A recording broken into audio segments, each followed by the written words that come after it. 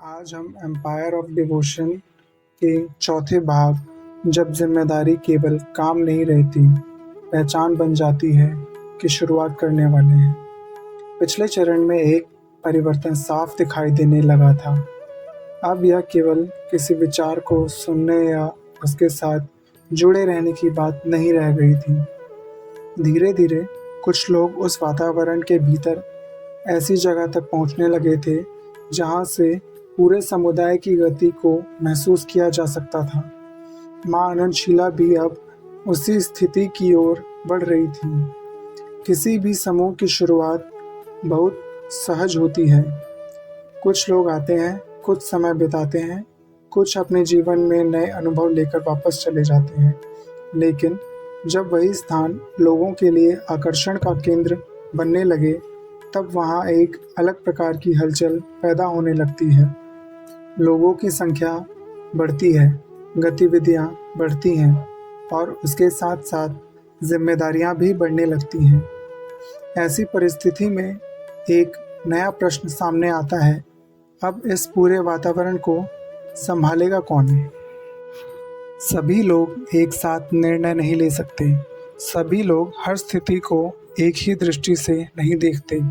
इसीलिए धीरे धीरे कुछ लोग सामने आते हैं जो इस बढ़ती व्यवस्था को संतुलित रखने में अपना योगदान देंगे।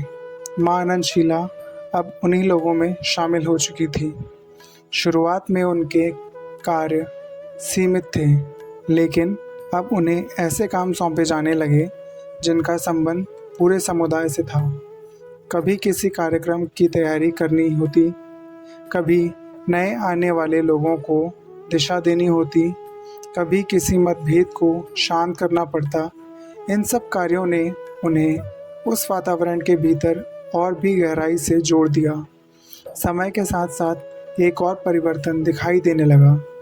जब भी कोई नई स्थिति सामने आती, कई लोगों की नज़र अनायास ही उनकी ओर चली जाती।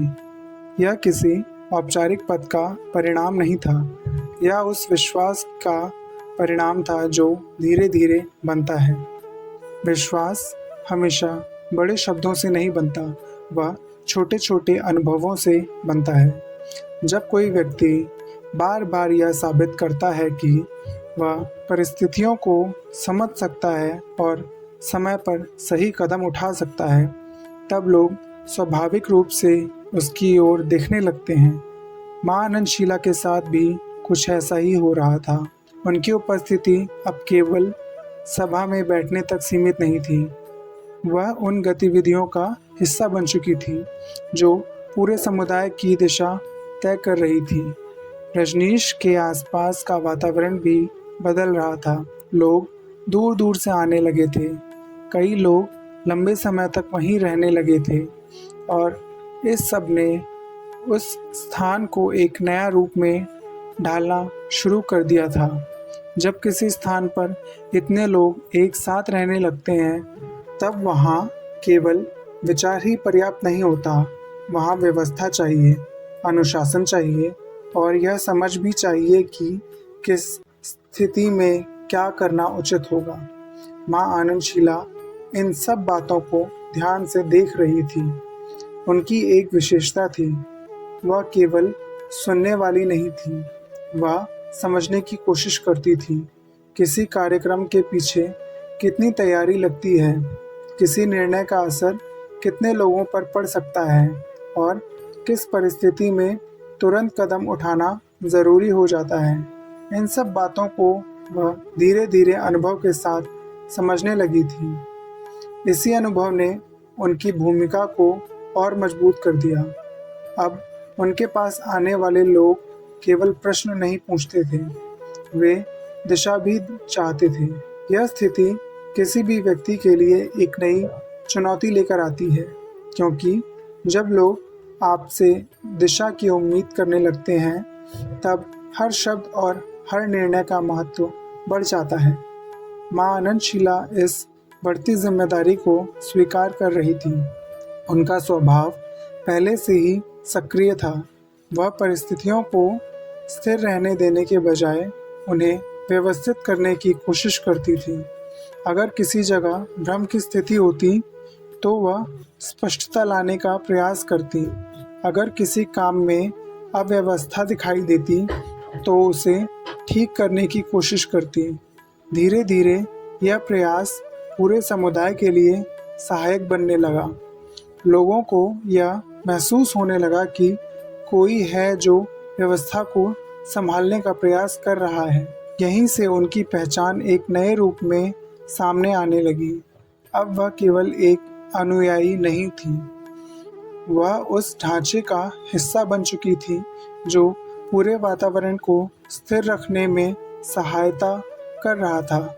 लेकिन हर बढ़ती भूमिका के साथ कुछ नई कठिनाइयाँ भी आती हैं, क्योंकि जहाँ कई लोग एक साथ रहते हैं वहाँ मतभेद होना स्वाभाविक है। किसी को कोई निर्णय सही लगता है तो किसी को वही निर्णय कठिन लगता है। ऐसे समय में संतुलन बनाए रखना आसान नहीं होता। माँ आनंदशीला को भी धीरे धीरे ऐसी स्थितियों का सामना करना पड़ने लगा। कभी कभी उन्हें ऐसे निर्णय का समर्थन करना पड़ा जो सभी को पसंद नहीं आते, लेकिन व्यवस्था बनाए रखने के लिए कई बार ऐसे कदम उठाने पड़ते हैं जो तुरंत सभी को समझ नहीं आते। यह वही समय था जब उनकी भूमिका और स्पष्ट होने लगी। लोग अब उन्हें केवल रजनीश के पास रहने वाली व्यक्ति के रूप में नहीं देखते थे, वे उन्हें उस व्यक्ति के रूप में देखने लगे थे जो पूरे वातावरण को व्यवस्थित रखने में मदद कर रहा था। यह स्थिति किसी भी समुदाय में बहुत महत्वपूर्ण होती है, क्योंकि जब कोई व्यक्ति इस प्रकार की भूमिका निभाने लगता है तब उसका प्रभाव भी बढ़ने लगता है। लेकिन प्रभाव हमेशा केवल अधिकार से नहीं आता, कई बार वह जिम्मेदारी निभाने की क्षमता से आता है। माँ आनंदशीला अब उसी स्थिति में पहुँच रही थी। उनकी उपस्थिति अब समुदाय के केंद्र के पास महसूस होने लगी थी, और जब कोई व्यक्ति केंद्र के पास पहुंच जाता है तब उसके सामने आने वाले रास्ते भी बदल जाते हैं। अब वह केवल घटनाओं को देखने वाली नहीं रही, अब वह उन घटनाओं को प्रभावित करने वाली जगह पर खड़ी होती हैं। माँ आनंदशीला की यात्रा अब उसी दिशा में आगे बढ़ रही थी, लेकिन यह यात्रा अभी अपने शुरुआती चरण में थी।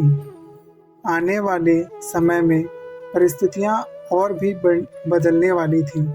लोगों की संख्या बढ़ेगी, गतिविधियां और फैलेंगी, और उसके साथ साथ जिम्मेदारियां भी पहले से अधिक जटिल हो जाएंगी। इन्हीं बदलती परिस्थितियों के बीच माँ आनंदशीला को अपनी भूमिका और भी स्पष्ट रूप से निभानी होगी, क्योंकि जब कोई व्यक्ति व्यवस्था के केंद्र तक पहुंच जाता है तब उससे केवल उपस्थिति नहीं, निर्णय की अपेक्षा भी की जाती है, और वही निर्णय आगे चलकर इतिहास की दिशा तय करने लगते हैं। कहानी अब धीरे धीरे उसी मोड़ की ओर बढ़ रही थी।